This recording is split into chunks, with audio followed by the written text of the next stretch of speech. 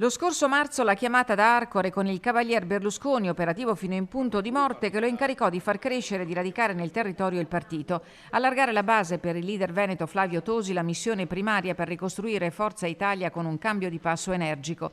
Da subito la campagna acquisti in provincia di Belluno tocca i big della politica locale e regionale, con un background d'esperienza necessaria per la ripartenza. Eccoli dunque di nuovo in sella Matteo Toscani, ex vicepresidente del Consiglio regionale, ex sindaco di Valle di Cadore, Leonardo Colle, ex vice sindaco di Belluno, e Alessio Zanella, attuale primo cittadino di Lozzo di Cadore. È un partito che vive una nuova fase di crescita, di rinnovamento, con l'inserimento di molte persone nuove e quindi uno stimolo in più per rientrare un po' in politica. Questa è una bella avventura, ricominciamo da dove ci eravamo fermati 10 anni fa quando siamo stati estromessi dal gruppo dirigente della Lega, ripartiamo su basi moderate, quindi un vestito che mi calza alla perfezione, quello che cercavo. Una delle cose più importanti appunto è attirare i giovani, far vedere ai giovani che c'è un modo, è un mondo sano che quello della politica se fatta in maniera corretta. Bisogna però finire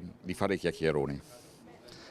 Ci sono stati troppi chiacchieroni in Italia, qui in provincia, troppi chiacchieroni, adesso è il momento di fare. Ma non è finita qui. Stamattina Flavio Tosi ha incontrato l'ex azzurro Paolo Gamba, oggi vice sindaco di Belluno, e par di capire che se son rose fioriranno. Altri amministratori ed ex amministratori che si stanno avvicinando.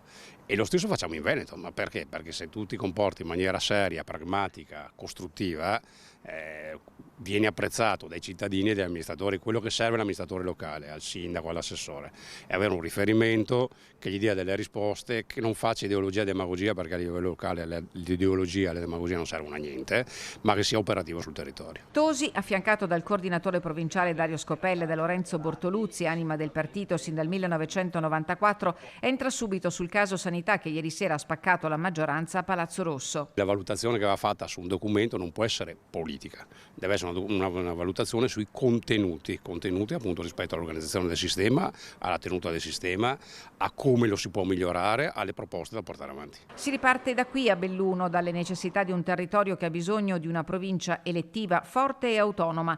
Prossime tappe domani a Padova e poi a Treviso e Vicenza. La conta del peso specifico degli azzurri si farà l'anno prossimo, dopo le europee del 2024. Lì saranno disegnati nuovi equilibri prima dell'appuntamento con le regionali e le comunali.